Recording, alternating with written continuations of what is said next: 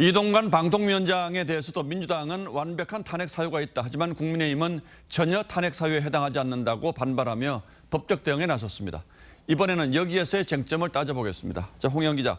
자, 어제는 민주당이 국민의힘에 흘을 찔러 결국 탄핵안을 철회할 수밖에 없는 상황이 됐는데 일사부재의 원칙이라는 것 때문이죠.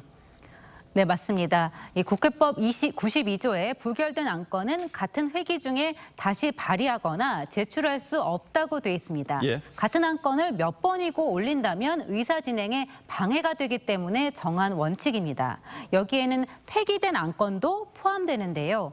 탄핵안은 본회의 보고 뒤 24시간 이후부터 72시간 이내에 표결되지 않으면 자동 폐기됩니다. 그래서 국민의힘은 민주당이 이동관 탄핵안을 철회했다가 재상정할 수 없다고 주장합니다.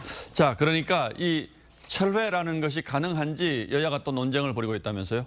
네, 그렇습니다. 여야 모두 같은 법조항을 근거로 드는데요. 우선 국민의힘은 국회법에 따라 탄핵안을 철회하려면 본회의 동의를 받아야 한다고 주장합니다. 예. 하지만 민주당은 이 조항에서 의제가 된 의안이라는 부분을 강조하는데요. 이 탄핵안이 보고만 됐을 뿐 정식 상정된 의제가 아니어서 본회의 동의 절차 없이 자진 철회가 가능하다는 겁니다. 자, 그런데 결국 오늘 철회를 한 걸 보면 국회의장도 결국은 민주당의 주장에 동의를 했다 이렇게 볼 수 있겠군요. 네, 그렇습니다. 국회의장실 관계자는 이 민주당이 탄핵안을 본회의에 보고한 건 일종의 공지행위라고 했습니다. 어제 국민의힘 의원들은 탄핵안 보고 직후 본회의장에서 퇴장했죠. 이 탄핵안은 논의된 안건이 아니기 때문에 의제로 볼 수 없다는 겁니다. 본회의에도 어떤 논의조차 아무것도 되질 않았기 때문에 국회의장이 이 안건에서 본회의에서 보고를 한다든가 그런 게 있지 않았다면 그거는 본회의 아직 상정된 걸로 보기 어렵다. 발의만 된 상태지 그런 거죠. 그러니까 민주당은 보고된 것 자체로는 아무것도 아니다 이렇게 주장하는데 반면에 국민의힘은 보고된 걸로 이미 상정된 걸로 볼 수 있다 이제 이렇게 주장한다는 거죠. 네, 그렇습니다. 이 탄핵소추안은 다른 일반 법안들과는 좀 다릅니다.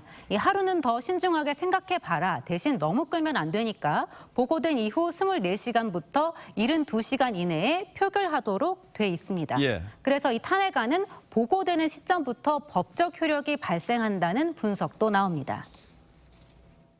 보고했으면 이미 카운트다운이 시작이 되는 겁니다. 근데 보고를 해놓고 안건이 상정이 안 됐다? 이런 얘기를 하는 게 넌센스라는 거죠. 카운트다운 이미 들어갔는데 결국은 상정된 거나 다름없다. 자, 이 뭐 결국 법적으로 굉장히 해석이 다른 것 같은데 그렇다면 과거에 이 비슷한 사례가 있었습니까? 네, 국회의장 측은 전례가 있다면서 지난 1994년 이병태 국방장관 해임 건의안도 본회의에 보고된 뒤 철회된 적이 있다고 강조했습니다.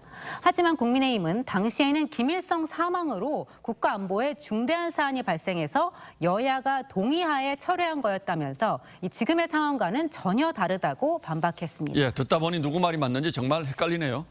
네, 그래서 민주당의 손을 들어준 국회 사무처도 난처한 입장인데요. 이광재 사무총장은 법률적 미비인지 아니면 해석의 차이인지 논란이 있는 게 사실이라면서 정비가 필요해 보인다고 했습니다. 예, 정비도 좋습니다만 뭐 이런 거 정도는 국회가 정치로 해결하는 게 마땅한 일인데 요즘은 정치가 참 아무것도 해결을 못하니까 국민들이 답답하긴 하죠. 홍영 기자 잘 들었습니다.